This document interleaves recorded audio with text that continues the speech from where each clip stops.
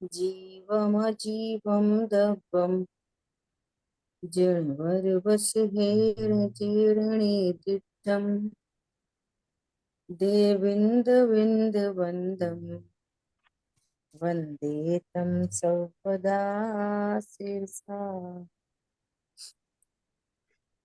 द्रव्य संग्रह जी ग्रंथ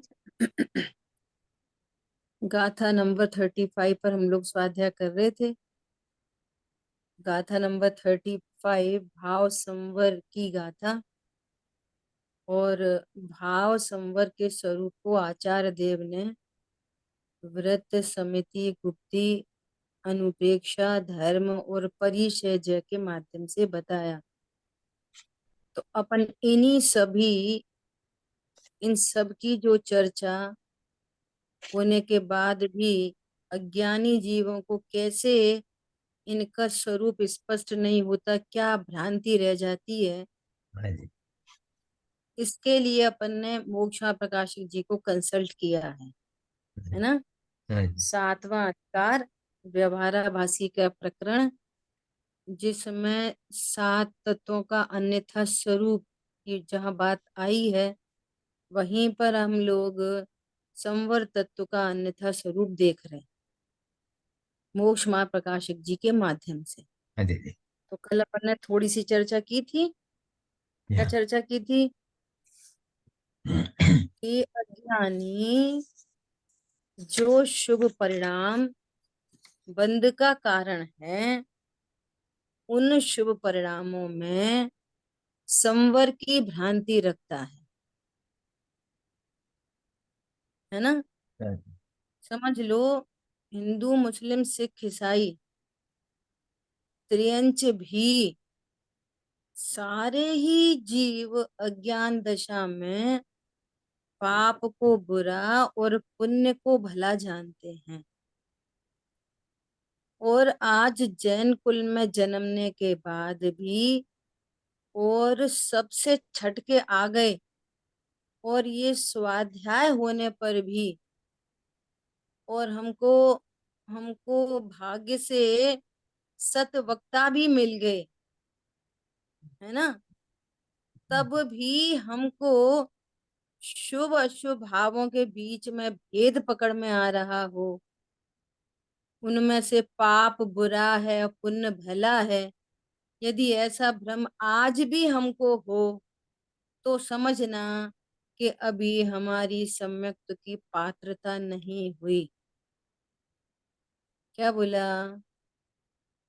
पाप बुरा है और पुण्य भला है। क्यों भला है? उससे पुण्य बंद होता है। तो पुण्य बंद को क्यों चाहता है? पुण्य बंद को क्यों चाहता है? पुण्य बंद को चाहना इक्वल टू विषय अभिलाषा होना, हाँ जी। इक्वल टू पर द्रव्यों से हम सुखी होते हैं, ऐसी मिथ्या भ्रांति बने रहना, जो तो सम्यक्त के विरुद्ध परिणाम है। समझ आई बात? हाँ, बात कर देते। तो हाँ, ये तो सम्यक्त के विरुद्ध परिणाम। तो कह रहे हैं कि प्रश्न उठाया कि मुनिराज को तो एक ही भाव से आश्रम भी है, संवर भी है। तो कह रहे हैं हाँ, चारित्र गुण की वो एक पर्याय है, उस एक पर्याय में दो अंश हैं। एक ही समय में दो अंश, एक वीतराग अंश और एक राग अंश। तो जितनी वीतरागता है उससे संवर निर्जरा चल रही है, और जितना राग अंश है उससे बंद होता है। इसको अपन ने कल अनेक एग्जाम्पल के माध्यम से समझने की कोशिश की। हाँ जी। ठीक है, देखो, तथा सिद्धांत में गुप्ति, समिति, धर्म, अनुप्रेक्षा, परिचय, चारित्र, इनके द्वारा संवर होता है, ऐसा कहा है। सो इनकी भी यथार्थ श्रद्धा नहीं करता। अब गुप्ति के नाम पर क्या गुप्ति है? गुप्ति तो भाव संवर तत्व है, और गुप्ति इक्वल टू वीतरागता, हाँ जी। गुप्ति इक्वल टू नंबर। संवर तत्व, गुप्ति इक्वल टू निराकुलता। निश्चिंता, वीतराग था, है ना। परंतु ये गुप्ती को क्या समझता है, देखो, बाह्य मन वचन काय की चेष्टा मिटाए। बाह्य मन वचन काय की चेष्टा को तो मिटाए, अब पाप चिंतवन न करे, मौन धारण करे, गमनादि न करे, उसे वह गुप्ती मानता है।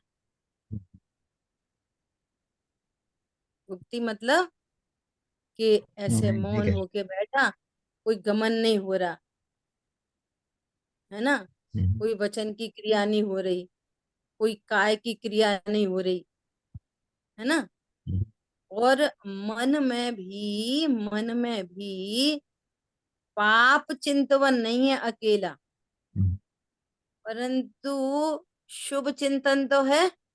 हाँ जी। तो जहां शुभ चिंतवन है, जहां प्रवृत्ति है, वहां निवृत्ति गुप्ती कैसे बनेगी? समझ में आ रही बात? देखो क्या कह रहे हैं। सो यहाँ तो मन में भक्ति आदि रूप प्रशस्त राग से नाना विकल्प होते हैं। गुप्ती तो निर्विकल्पता है, गुप्ती तो निश्चिंता है, गुप्ती तो वीतरागता है, गुप्ती तो संवर्तत्व है। हाँ और जी। तेरे को तो मन में शुभ विकल्प हो रहे हैं, तो शुभ विकल्प तो आश्रव है,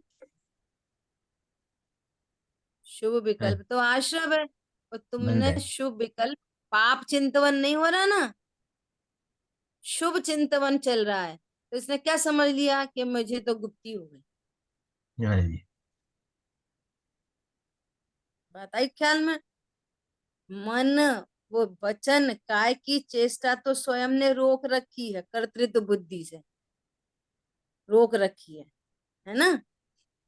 और वहां शुभ प्रवृत्ति तो चल रही है, और प्रवृत्ति में गुप्तीपना बनता नहीं है। जहाँ प्रवृत्ति है वहां तो गुप्तीपना है नहीं। हम्म, इसलिए वीतराग भाव होने पर जहाँ मन वचन काय की चेष्टा न हो, उसका नाम सच्ची गुप्ती है। स्वयं ही न हो, मन वचन काय की चेष्टा स्वयं ही न हो। हम्म, अब देखो कैसे न हो। प्रसिद्ध वाक्य है क्या? वस्तु विचारत ध्यावते, मन पावे विश्राम। विश्राम। वस्तु विचारत ध्यावते, देखो, अभी हम सब यहाँ पर स्वाध्याय के लिए बैठे, हम्म, तो अब ये गमन आदि तो अपने भी नहीं हो रहे, हाँ जी। स्थान पर बैठे हैं। समझ आई बात? हाँ दीदी। और मान लिया एक जना बोल रहा है, बाकी सब सुन रहे हैं, हम्म, तो वचन की चेष्टा भी नहीं हो रही। हम्म, ऐसी स्थूल कोई काय की चेष्टा भी नहीं हो रही। हम्म, समझ आई बात? हाँ दीदी। लेकिन शुभ भाव तो चल रहा है लगातार, शुभ शुभ अशुभ परिणाम तो दोनों, चल रहा दोनों चल रहे। है ना। अब शुभ परिणाम में ऐसा विचार चल रहा है, ओहो मैं तो ध्यायक हूँ, परिपूर्ण हूँ, है ना। देखो ये संवर की बात चल रही है, संवर तो स्वभाव के आशय होता है। मैं भी भगवान आत्मा ही हूँ, है ना। तो ये जो विकल्प चल रहे हैं ना, तो यहाँ पर मन एक्टिव है। क्या है?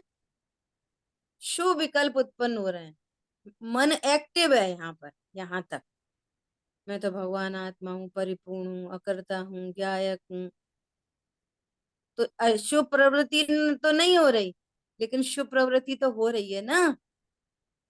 और जहां ऐसे विचार होने पर मन पावे विश्राम, जहां मन भी विश्राम को पाता है, अब वहां कोई विकल्प नहीं, और निर्विकल्पता उत्पन्न होती है, उसका नाम गुप्ती है, वो है भाव संवर। जब तक वो निर्विकल्पता नहीं हुई, तब तक तो विकल्प है, और जो विकल्प है वो आश्रव है, और जो आश्रव है वो संवर नहीं है। तो तुम शरीर की क्रिया मात्र रुक जाए, मौन रहे। तो मौन रहने में वचन की क्रिया नहीं हो रही, होठ दंत तालु नहीं हिल रहे, अंदर अंदर तो बहुत बोल रहा है, जिसको अंतर्जल्प कहते हैं। मैं ध्रुव हूँ, परिपूर्ण हूँ, गायक हूँ, अकर्ता हूँ, ये तो बहुत विकल्प चल रहे हैं। तो यहाँ तो मन तो विश्राम को नहीं पाया, तो गुप्ती कैसे बनी? तो गुप्ती तो तब है जब मन पावे विश्राम। और जहां मन विश्राम पा गया, तो वहां पर तो स्थूल वचन आदि भी नहीं होंगे, और देह की क्रिया भी स्वतः नहीं होगी। मन वचन काय तीनों की क्रिया नहीं होगी। और जब तीनों की क्रिया नहीं होगी, वो गाथा ही है ना द्रव्य संग्रह जी में अपने, आएगी गाथा। माँ जंप माँ चिंत माँ चिट्ठ, कुछ मत सोच, कुछ मत बोल, कुछ मत करो, उसका नाम ध्यान है ना। ऐसी छोटे गुप्ती है। छोटे दादा ने इसलिए कह बात रहे कर हैं, दी। हाँ, इसलिए वीतराग भाव होने पर जहां मन वचन का की चेष्टा न हो, रोकी जाए वो नहीं। और तुमने वचन और काय की चेष्टा तो रोक ली। और रोक क्या ली, वो तो कर्ता जानकर बोलता है मैंने रोक ली, वास्तव में तो वो रुक गई है। लेकिन मन में तो बहुत विकल्प चल रहे हैं ना, तो फिर गुप्ती नहीं बन सकती। गुप्ती मतलब भाव संवर्तत्व। तो ये सच्ची गुप्ती है। अब देखो समिति में, समिति के नाम पर हमें क्या दिखता है? समिति के नाम पर हित मित प्रिय बोलना, ईर्ष्या समिति से चलना। तो चलना समिति है, हित मित प्रिय बोलना समिति है। बोलो, ये तो वीतराग भाव है समिति। संवर तत्व के भेद प्रभेद हैं ये। संवर से जोड़ो समिति को, संवर से जोड़ो गुप्ती को। समिति मतलब निर्विकल्पता, समिति मतलब वीतरागता, है ना। अब चूंकि वो निश्चय समिति का स्वरूप व्यवहार से कहेंगे ना, तो वो व्यवहार ही इसके ज्ञान में चढ़ा रहता। मुनिराज समिति पालते, कैसे समिति देख देख के चलते। अच्छा चले नहीं तो, अपन ने पहले ही बात उठाई, अगर चले नहीं तो समिति नहीं पलेगी, फिर एक मूल गुण कम हो जाएगा। और बोले नहीं तो भाषा समिति नहीं पलेगी। तो बोलने का नाम समिति है, चलने का नाम समिति है। बोलो, इसका नाम समिति नहीं है। कह रहे हैं कि जहां वीतराग भाव होता है, और वीतराग भाव के साथ में यदि गमन का भाव हुआ, तो ऐसा नहीं होगा गमन का भाव उठ पटांग चलने चल पड़े, उठाओ भैया गाड़ी घोड़ा चलो जी मरे जिए हमें क्या। संजुलन कषाय के सद्भाव में यदि गमन का भाव होगा, तो कैसा होगा? ऐसा होगा। तो उससे समझना क्या है? वीतरागता। समिति क्या है? वीतरागता। वो जो चलने का भाव है वो तो आश्रव है, वो व्यवहार से समिति है। निश्चय समिति तो वीतरागता है। ठीक है, देखो, तथा पर जीवों की रक्षा के अर्थ यत्नाचार प्रवृत्ति, उसको समिति मानता है। अगर ये कंसेप्ट क्लियर ना हो और इन लाइनों को पढ़ें, तो इसमें गलती ढूंढना मुश्किल पड़ जाएगी। सही तो बात है, पर जीवों की रक्षा के अर्थ वे चलते हैं, यत्नाचार से चलते हैं मुनिराज, उसका नाम समिति है। और समिति की चर्चा है संवर के अंतर्गत। तो संवर कहाँ घटित हो रहा है इसमें? ये तो आश्रव घटित हो रहा है, शुभ भाव। अभी भी कितनों को पकड़ में आ रहा मुझे नहीं मालूम। आ रहा है, बिल्कुल समझ पकड़ आई में आ बात? रहा है। बहुत बढ़िया। हम्म। है ना? सो हिंसा के परिणामों में पाप होता है, और रक्षा के परिणामों में संवर कहोगे, तो फिर पुण्य बंधक का कारण कौन ठहरेगा? तो काउंटर क्वेश्चन कर दिया। समझ आई बात? हिंसा तमर के में। परिणामों से पाप बंद होता है, हम्म, और तुम रक्षा के परिणाम से संवर कहोगे। तमर में तो होता नहीं पाप रक्षा पुण्य। के परिणाम को तुम समिति कहोगे। ऊपर की लाइन देखो, पर जीवों की रक्षा के अर्थ यत्नाचार प्रवृत्ति, उसको समिति मानता है। तो रक्षा के अर्थ जो यत्नाचार प्रवृत्ति हो रही है, वो तो शुभ भाव है। पुण्य बंध का कारण आश्रम। यदि तुम उससे धर्म मानोगे तो शुभ किससे मानोगे? फिर शुभ का कारण कौन ठहरेगा? समझ आई बात? रक्षा का भाव तो शुभ भाव है, और तुम रक्षा के भाव को संवर समझ रहे हो, तो फिर शुभ भाव का कारण कौन ठहरेगा? बताओ, कोई दूसरा कारण है क्या? शुभ भाव का कारण कोई और है? तुमने तो शुभ भाव को समिति समझ के रखी है, शुभ परिणाम को तो आपने समिति समझ ली है ना? तो फिर शुभ भाव के फिर पुण्य किससे बंधेगा? कौन सा दूसरा भाव है एक और बताओ। ऐसा देखो यहाँ पर चर्चा की। अब एक बात तो गमनादि में तो यत्नाचार प्रवृत्ति हो गई गमन में, है ना? परंतु जो ऐषणा समिति है, इसमें तो दोषों को टालता है, तो वहां तो रक्षा का भी प्रयोजन नहीं ठहरा। ये पॉइंट बहुत जबरदस्त है। एक है ऐषणा समिति, तो ऐषणा समिति में दोष को टालते हैं। कौन से दोषों को? आहार संबंधी दोषों को। जैसे किसी ने नवदा भक्ति से बहुत ही शुद्ध द्रव्य क्षेत्र काल भाव पूर्वक यदि आहार बनाया है, मुनिराज के निमित्त से भी नहीं बनाया, अपने निमित्त से ही बनाया है, लेकिन वो मुनिराज के योग्य आहार है, एकदम शुद्ध विधि है, लेकिन उस शुद्ध विधि में भी जो मुनिराज जिन जिन नियमों का पालन करते हैं, यदि वो दोष उनको वहां दिखाई दे गए, जैसे कोई बच्चा रो रहा हो, भोजन एकदम शुद्ध है, प्रासुक विधि से बना है, बिल्कुल योग्य द्रव्य क्षेत्र काल भाव से, और मुनिराज के लिए निमित्त से नहीं बना, सो उद्दिष्ट भोजन भी नहीं है, मुनिराज को पड़गा लिया गया है, और बच्चा रो रहा है, तो मुनिराज अब आहार नहीं करेंगे। तो वहां तो दोष टालते हैं, तो यहाँ पे तो रक्षा का भी प्रयोजन नहीं रहा। यदि आप समिति को रक्षा का प्रयोजन समझते हो, तो भोजन में आहार में दोष टालने में तो वो वाला प्रयोजन भी नहीं रहा। तो फिर ऐषणा समिति के ठहरी फिर? वहां तो रक्षा का भी प्रयोजन नहीं है। समझ में आ रही बात? सो तुम समिति को रक्षा के अर्थ समझोगे?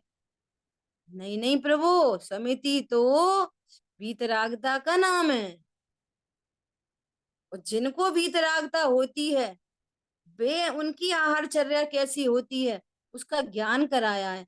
तुमने तो उस आहारचर्या में जो दोष टाले जा रहे उसको समिति समझ लिया।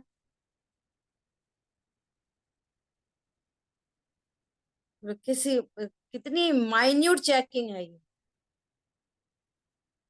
ऐसी भाषा समिति में लगाओ, गमनादि में तो फिर रक्षा का प्रयोजन है, भाषा समिति में कौन सा प्रयोजन है? मुनिराज को भाषा समिति होती है, भाषा समिति मतलब वीतरागता। सबका अर्थ क्या है? वीतरागता। अब उस वीतरागता को बताने के लिए वे हित मित प्रिय वचन बोलते हैं, ऐसा व्यवहार से ज्ञान कराया जा रहा है। तुम तो मुनिराज को बोलने वाला जानकर मिथ्यात्व का सेवन करोगे। मुनिराज मतलब कौन? चर्चा चल रही है संवर की, और तुम जीव को ही नहीं जानो तो संवर कैसे जानोगे? मुनिराज गमन करते हैं कि नहीं करते? मुनिराज आहार करते हैं कि नहीं करते? मुनिराज बोलते हैं कि नहीं बोलते? बोलो। भाषा वगैरह का काम। और भोजन करना, आहार करना, और गमनादि करना। अब उस भाव संवर को अजीव और आश्रव के माध्यम से बताया, और तुमने अजीव और आश्रव को संवर समझ लिया। ये भूल हो गई, बहुत बड़ी, बिग मिस्टेक। सम्यक तो के सन्मुख नहीं हो सकता, यही पात्रता है। कहते ना विशुद्धता पात्रता है, विशुद्धि पात्रता है। तो कौन सी विशुद्धि? ज्ञान की विशुद्धि। खाने पीने उठने बैठने की विशुद्धि नहीं। अनंत बार ग्रीवक उपजायो। ज्ञान की विशुद्धि में भी बहुत सारे ग्रंथों का पढ़ना, वो ज्ञान की विशुद्धि नहीं। छह द्रव्य सात तत्व का यथार्थ निर्णय करना, ये सम्यक की पात्रता है। न बहुत ज्ञान और न बहुत मंद कषाय। क्या बोला? न बहुत शास्त्रों का ज्ञान पात्रता है, और न बहुत मंद कषाय पात्रता है। पात्रता इक्वल टू देवशाह गुरु, छह द्रव्य सात तत्व का स्वरूप भली भांति पता हो, ये सम्यक की पात्रता है।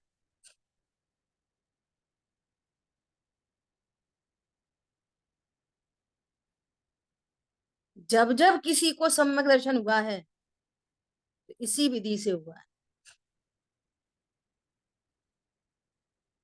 बोलो। बुआ जी, वेद भाव विज्ञान संवर दस। को हाँ। भाव संवर को अजीब के साथ बताना ये मजबूरी है। हमको इसमें वीतरागता, संवर और निर्विकल्प दशा फील करना चाहिए, वो महसूस करना चाहिए। हाँ। ये तो यस। कैसे बताएं? बताओ, वीतराग तक कैसे बताएं? अमूर्तिक पर्याय है। वीतरागता आत्मा की अमूर्तिक पर्याय है। अब अमूर्तिक पर्याय को कैसे दिखाएं? कल बात आई थी ना कि भगवान को तो ये मालूम है, सुनो ध्यान से। भगवान को ये पता है कि जीव कभी भी शरीर की क्रिया कर ही नहीं सकता, करता ही नहीं है। कोई सा जीव नहीं करता शरीर की क्रिया। एक इंद्री, दो इंद्री, तीन इंद्री, चार इंद्री, कोई सा जीव शरीर की क्रिया करता ही नहीं। और भगवान ये चाहते हैं, भाषा है कहने की, उनको कोई चाहना वाहना नहीं होती। मुनिराज समझ लो, मुनिराज ये चाहते हैं कि ये अपने स्वरूप को जाने, ये अपने स्वभाव को जाने। ये व्यर्थमय मिथ्यात्व और तीव्र कषायों से ये फालतू में नीची गतियों में जा रहा है, नरक निगोदों में। तो मुनिराज को तो परिणाम सुधरवाने हैं। तो मुनिराज उपदेश कहाँ से देंगे? क्रिया से। क्यों देंगे? क्यों देंगे? कि वो क्रिया ही वाला समझता है ना, अपने को शरीर समझता है।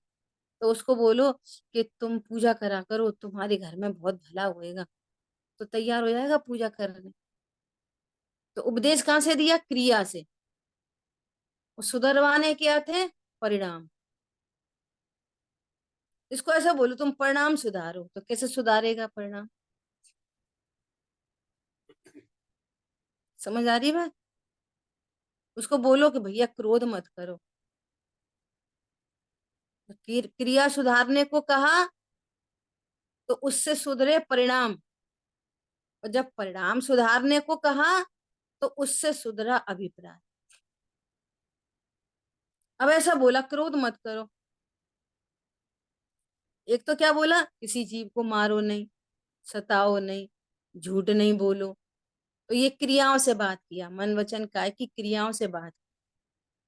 तो उससे क्या सुधरे? कदाचित परिणाम। और जब ऐसा बोला कि परिणाम सुधारो, भैया क्रोध मत करो, तो अब क्रोध कैसे नहीं करें? कि किसी जीव में अनिष्ट की, किन्हीं पर पदार्थों में अनिष्ट की कल्पना मत करो। तो अनिष्ट की कल्पना नहीं होगी, अभिप्राय सुधर जाएगा। समझ में आ रही बात? क्रोध कब नहीं होगा? सब बच्चे बात नहीं मानते, बहुत गुस्सा आती, देख बच्चे तेरे कहाँ होते, तू तो ज्ञान स्वरूप है, और वो तेरी बात नहीं माने, तेरा क्या बिगड़ता है? तू तो परमात्मा है। और जैसे ये जाना, परिणाम सुधर गए।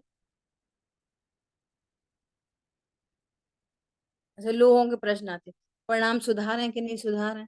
कि सुधारो, हम्म, हम्म, हम्म, सुधारो, परिणाम किसने मना करी? सुधारो, पर विधि क्या है उसकी?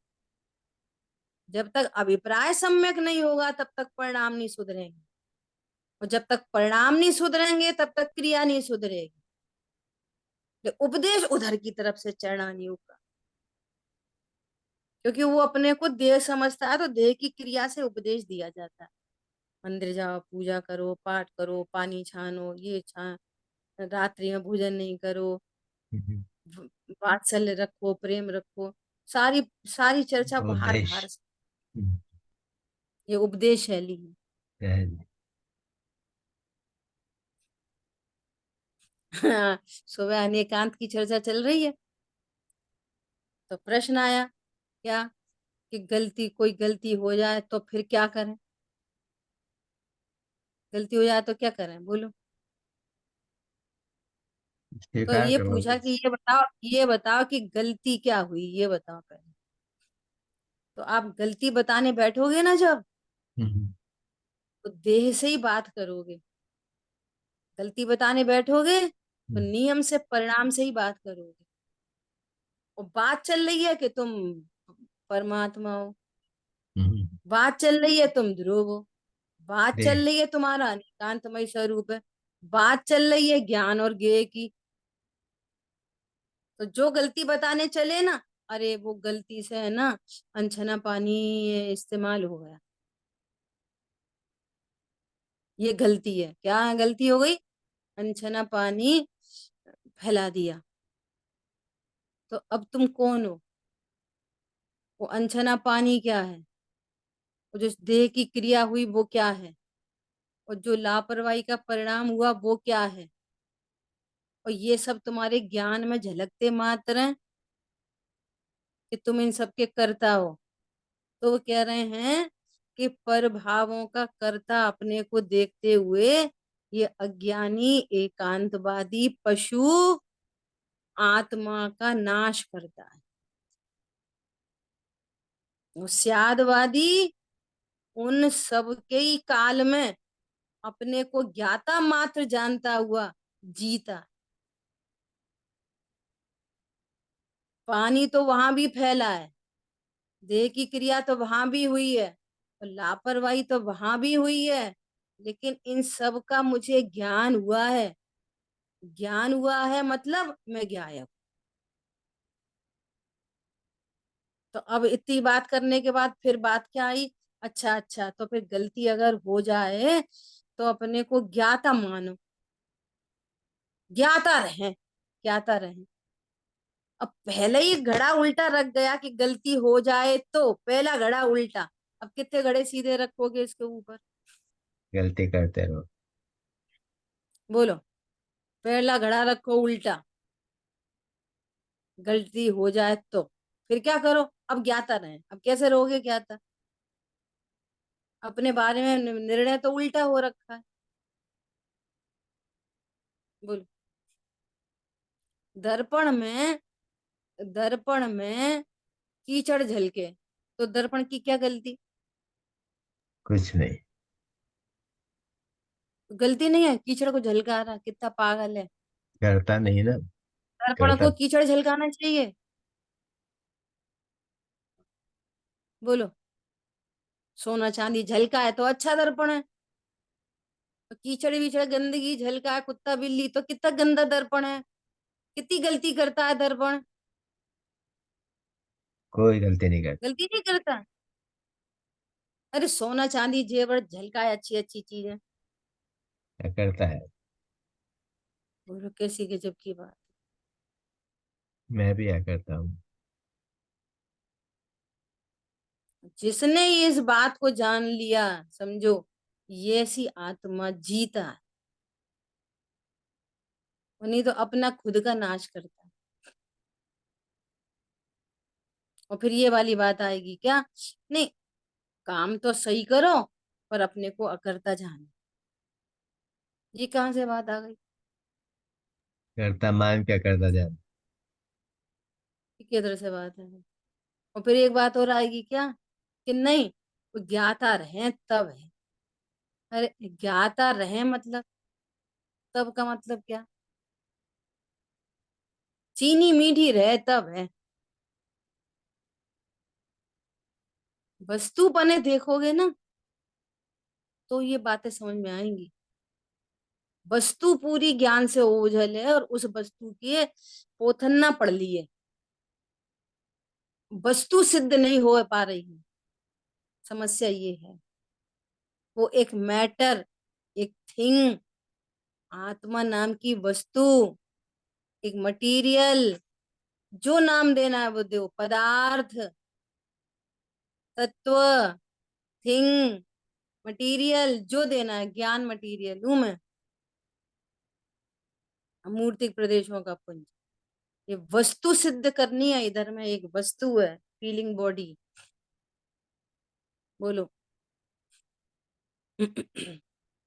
और बिल्कुल सरल सरल तरीके से, बहुत सरल तरीके से एकदम आत्मा की सिद्धि हो सकती है। डेड बॉडी से ही आत्मा की सिद्धि हो जाएगी। कोई बोले कहाँ है आत्मा फात्मा, शरीर ही तो आत्मा है। देखो कहाँ है फीलिंग बॉडी, वो डेड बॉडी में कहाँ है फीलिंग बॉडी। बोलो। क्रोध को सिद्ध नहीं कर सकते आप आत्मा के बिना। ये पुत्र मेरा है, ये सिद्ध नहीं कर सकते आप। क्या है, कर विचार तो पाम। हम अभी भी ये समझ रहे हैं कि स्वाध्याय करना हमारा एक स्टेटस सिंबल है, जो हमें स्वाध्याय करना चाहिए। एनालिसिस की कोई बात नहीं, एनालिसिस की क्या बात। और बड़ी बड़ी बातें बोलो। जो वक्ता है ना वो भी ऐसे ही उपदेश देगा, वो खुद भी नहीं नक्की करेगा वस्तु की, तो उसकी भी छुट्टी। क्या बोला, वस्तु नक्की होनी चाहिए, सत्ता स्वरूप वस्तु।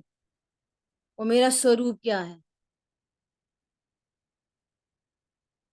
ज्ञान में कुछ भी जानने में आए, स्वभाव प्रभाव की बात चल रही। मेरा स्वभाव क्या है, ज्ञायक हूं, ज्ञायक ही बना रहता, ये मेरा स्वभाव है। और प्रभाव ज्ञान में झलकते हैं, झलकने दो। ऐसा ऐसा ऐसा विचार करो कि अपने घर में जो दर्पण लगा है ना, दर्पण, बोलो एज इट इज रहता है कि नहीं रहता। जितने बाई जितने का है, वो एज इट इज है कि नहीं। हर कंडीशन में एज इट इज, कुछ भी झलके एज इट इज। ऐसे ही इस ज्ञान में कुछ भी झलके एज इट इज। ये जो परिकर है ना अभी जो बना हुआ है, ये छूट जाएगा एज इट इज, दूसरे परिकर में आ जाएगा एज इट इज। समझ में आ रही है बात। स्वर्ग आदि में गया एज इट इज, कुछ हो ही नहीं रहा मेरे में, बस जानने में आ रहा है सब कुछ, मेरे में कुछ नहीं हो रहा। मैं ऐसी वस्तु हूँ। टंकोत्कीर्ण एक ज्ञायक भाव, टंकोत्कीर्ण टांकी से उकेरा गया, जिसकी महिमा चैतन्य चैतन्य चैतन्य, जिसकी महिमा है। और जिसको जाने उस रूप कभी हुआ नहीं। बस अब कुछ भी जानने में आ रहा है, वो तो निश्चिंत है, निर्भर है। क्यों, मैं तो एज इट इज हूँ। बस इतना सा ही धर्म है, यही सम्यक दर्शन है, यही वीतरागता है, यही समिति है, यही गुप्ती है, सब इतना ही है बस, इसके अलावा और कुछ भी नहीं है। बोलो, मेरी सत्ता में कुछ भी होने जाने वाला नहीं। और पता है ये अभी भी क्या विचार करता है, ये मैटर लेना तो मुझे सुबह था, लेकिन बात आ गई क्या, अभी भी गलती के नाम पे, अरे फालतू में गुस्सा आ गई, फालतू में गुस्सा नहीं आई, अभी भी क्रोध उत्पन्न हुआ ज्ञायक, और क्रोध चला गया ज्ञायक, और ज्ञायक ज्ञायक ही रहता है। अभी भी थोड़ी स्वाध्याय करने के बाद कहाँ तक आ गया कि वो क्रोध पकड़ में आने लगा क्या, अरे ये तो ऐसे, ये पेंसिल यहाँ रखी थी, ऐसी रखी रहने देते, फालतू में गुस्सा आई। तू अभी भी मिथ्या ही दृष्टि है, वो क्रोध अपने स्वकाल में उत्पन्न हुआ है, और क्रोध से मेरा कुछ भी नहीं हुआ, एज इट इज, ज्ञायक तो ज्ञायक ही रहता है। ये है वस्तु स्वरूप अनेकांतमय। थोड़ा क्रोध कम हो जाए तो फिर क्या विचार करेगा, अब अच्छा, अब हमारा स्वाध्याय बहुत अच्छा चल रहा, पहले हमें बहुत गुस्सा आती थी, अब कम आती, पहले हम ऐसा खाते थे और अब हम ऐसा खाने लगे, पहले हमें रोज रोज कपड़े नए खरीदने की इच्छा होती थी, अब हमें भी कोई इच्छा नहीं होती। स्वाध्याय के नाम पर इतनी समझ में आई।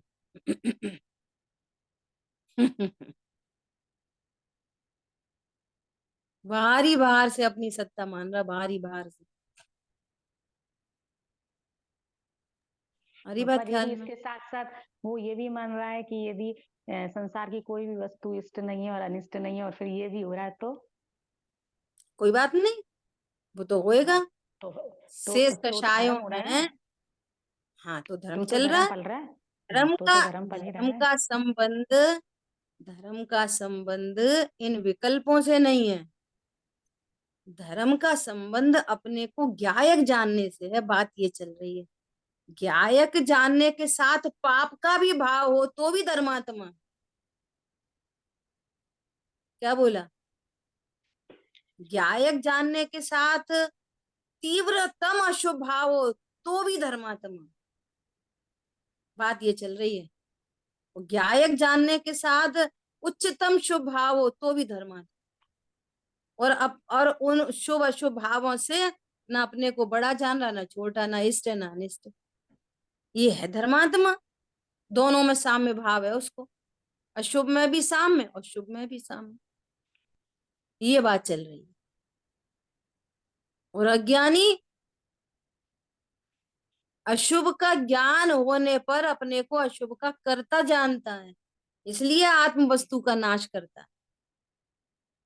क्या बोला, अशुभ का ज्ञान हुआ है, अज्ञानी को भी अशुभ का ज्ञान मात्र हुआ है, और वो अशुभ का कर्ता देख रहा है, इसलिए उसने आत्म वस्तु का नाश किया है।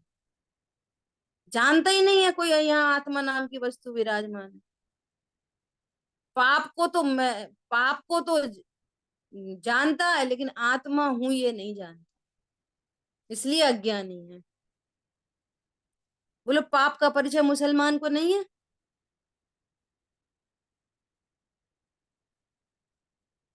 देखो कैसा, मुस्लिम में तो बहुत जबरदस्त रूल रेगुलेशन है उनके, वहां तो तुम दो शादी कर लो, तीन शादी कर लो, चार शादी कर लो, अलाउड है। लेकिन पराई माँ बहन को यदि देखोगे तो आंख फोड़ देते हैं वे लोग, इतने कठिन उनके वो हैं नियम कायदे कानून। क्या बोला, तुम रख कर लो, दो शादी कर लो, चार कर लो शादी, घर में रखो, न्याय नीति से रखो। मैंने पहले भी शेयर किया था, वो अभी बीच में एक कुछ रूल बना था इंडिया में, तो मंदिर के जो वो उनके मस्जिद के जो पारसी होते हैं जो, तो उन्होंने ये वाली बात कही कि हमारे यहाँ दो शादी तीन शादी इसलिए अलाउड है कि यदि किसी पुरुष को सेटिस्फेक्शन नहीं है और बाहर वो उद्दंडता मचाए और पूरा माहौल खराब करे, इसलिए तू भैया शादी करके लिया, 2 कर ले, 3 कर ले, न्याय नीति से रहो, तो करो पालन। जिसको भोगना चाहते हो उसका पालन पोषण भी करो। ये क्या मतलब हुआ कि उसको भोगे आए, उसको भोगे आए, जिम्मेदारी कुछ नहीं, जिम्मेदारी नहीं लेंगे। तो ऐसे तो पूरे समाज में सब गड़बड़ी फैल जाएगी ना, इसलिए वहां अलाउड है। तो ये बात कहाँ से आ रही है कि पाप परिणाम को तो वे भी स्वीकार करते हैं, लेकिन जीव को करता देखते हैं। ये जैन शासन है। यहाँ पे कहते हैं होता हुआ अशुभ होता है जितने भी जीवों को होता है, और होता हुआ शुभ होता है जितने भी जीवों को होता है, और भगवान आत्मा परम करता है। कितनी गजब की दृष्टि है ये है आर्ट ऑफ लिविंग। आई बात ख्याल में? तो कह रहे हैं तो समिति कैसी होती है? देखो सच्ची समिति क्या चीज है, कि सच्ची समिति तो वीतरागता है। सच्ची समिति कैसी होती है? सच्ची समिति तो वीतरागता है सबसे पहले। अब वीतरागता के साथ मुनियों के किंचित राग होने पर, मात्र संजुलन संबंधी राग होने पर, इतना अर्थ आपको खुद करना पड़ेगा।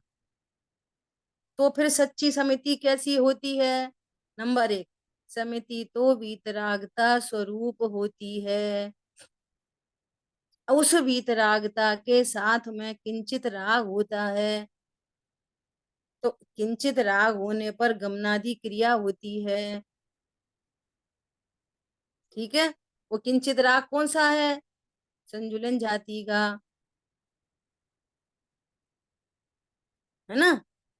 वहां उन क्रियाओं में अति आसक्तता के अभाव से प्रमाद रूप प्रवृत्ति नहीं होती, होती ही नहीं है उनको। बहुत तुच्छ है, शून्य के समान। हाँ, होती ही नहीं है प्रमाद रूप। अब इसमें भी बहुत एनालिसिस है, इस लाइन में भी देखो, देखेंगे अभी।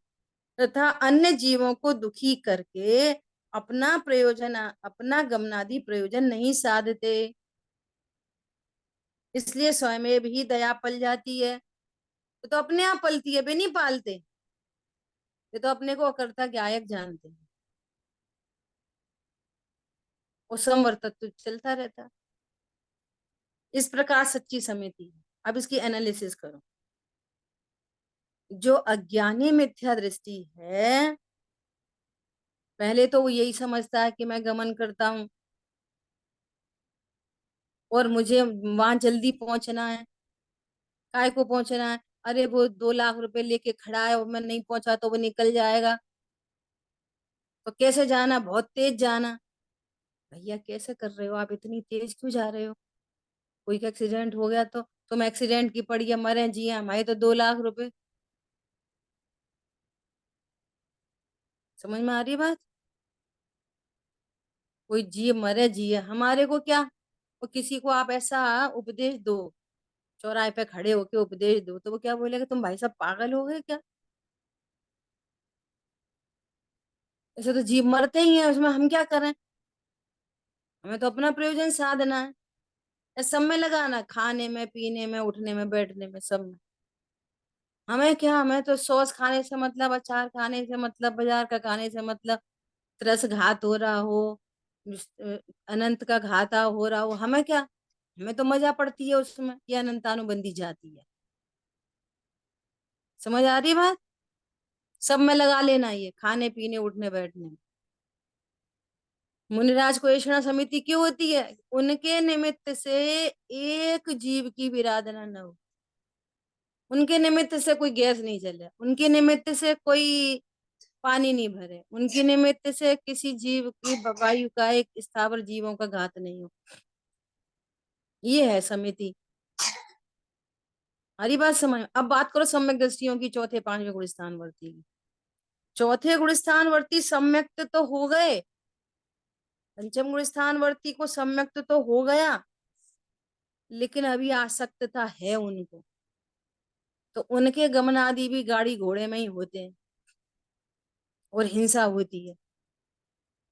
समझ में आ रही है? चौथे पांचवे गुण स्थानवर्तियों की, चौथे खास तौर से चौथे गुण स्थानवर्ती की अविरति सम्यक दृष्टि है ना वे। लेकिन यहाँ बात चल रही है समिति मुनिराजों को, तो उनको मिथ्यात्व भी नहीं है और आसक्ति भी नहीं है, इसलिए किसी का अनुबंध भी नहीं है। वे ऐसा नहीं कहते सुनो हमारे 10 बजे है ना प्रवचन रखना तुम, हम 10 बजे आएंगे, तो 10 बजे का अनुबंध रखा तो तुम्हें जल्दी जाना पड़ेगा भी। अनुबंध ही होता ही नहीं है। अब करने की भाषा बोली जाती है कि अनुबंध नहीं करते, अनुबंध उनको होता ही नहीं। क्यों? अपने हिसाब से चलेंगे। अब गमन तो मजबूरी है। क्या बोला? आहार तो मजबूरी की बात रह गई, क्षेत्र से क्षेत्रांतर मजबूरी की बात रह गई। अब मजबूरी है तो किसी जीव का घात नहीं, तो पहुंचे नहीं पहुंचे, जल्दी पहुंचे देर में पहुंचे, उनको कोई टारगेट नहीं है। यदि गमन होगा तो इस अति अति विरक्तता से होगा और 4 हाथ जमीन देखकर ही होगा। क्यों होगा ऐसा? क्योंकि वीतरागता प्रचुर है। सो उस वीतरागता का नाम समिति है, और वीतरागता बताने के लिए व्यवहार समिति से उसकी चर्चा की गई है। व्यवहार समिति समिति नहीं है, वो तो शुभ भाव। क्या बोला? व्यवहार समिति समिति नहीं है। व्यवहार समिति क्या है? शुभ परिणाम। असली समिति क्या है? वीतराग रूप। अब वीतरागता के साथ में जो भाव है, उस भाव को भी उपचार से समिति कहने में आता है, परंतु सम्यक दृष्टि आशव को आशव समझता है और वीतरागता को वीतराग समझता है। वो होता है तत्वज्ञानी, उसको भूल नहीं होती। आशव में संवर की कभी भूल नहीं होती। निरूपण भले ही किया जाए, निरूपण होने पर भी भूल नहीं करता। आ रही बात ख्याल में? ऐसा ये है सच्ची दीदी समिति। दीदी प्रश्न है यह हम्म कि ये जो वीतरागता है वो तो भले ही संवर की अपेक्षा बोले या निर्जरा की अपेक्षा बोले, वो तो सेम ही रहेगी ना? या बराबर। फिर कोई या विकल्प सविकल्प अवस्था और निर्विकल्प अवस्था में कुछ भी फर्क लेना है क्या? नहीं नहीं, जितनी अच्छा, वीतरागता है वो संवर निर्जरा है, चाहे वो तो सविकल्प दशा हो चाहे निर्विकल्प दशा। कल बात आई थी, छठवां गुण स्थान हो चाहे 7वां गुण स्थान हो, सविकल्प दशा में भी 3 कषाय चौकड़ी का भाव की वीतरागता है, 1 कषाय चौकड़ी का सद्भाव। 7वें गुण स्थान में भी 3 कषाय चौकड़ी का अभाव है और 1 कषाय चौकड़ी का सद्भाव, चाहे वो सविकल्प हो चाहे निर्विकल्प। और उल्टा निचले गुण स्थानों में और लगा लो आप, निचले गुण स्थानों में चाहे पाप का परिणाम हो चाहे शुभ परिणाम हो और चाहे निर्विकल्प अनुभूति हो, तीनों केस में 5वां गुण स्थान तीनों केस में एग्जिस्ट करेगा। हाँ, पाप निर्जरा भी परिणाम चल के रही बीच में भी, हाँ, 5वें गुण स्थान पाप परिणाम के बीच में भी उतनी ही वीतरागता, शुभ परिणाम के बीच में भी उतनी ही वीतरागता, और निर्विकल्प अनुभूति के काल में भी उतनी ही वीतरागता। तो 2 कषाय चौकड़ी के अभाव का संवर निर्जरा और 2 कषाय के सद्भाव का आश्रय बंद, एनी कंडीशन। बराबर। ये निचला गुण स्थान चौथा और पांचवा इन दोनों के लिए कहा है। सम्यक दृष्टि का तो यही निचले गुण स्थान है, वही दोनों को ही दृष्टि की पांचवा। बात चल रही है ना। हम्म, ठीक है। हाँ, जिन वाणी के ज्ञान से सूझे तुझे लोकालोक, लोकालोक, सो वाणी मस्तक नमो सदा देत हो। बोली द्वादशांगमयी जिनवाणी माता की जय। जय जिनेन्द्र सभी जय को। हो। जय जिनेन्द्र। जय जय जिनेन्द्र जिनेन्द्र। जय जिनेन्द्र जय जिनेन्द्र।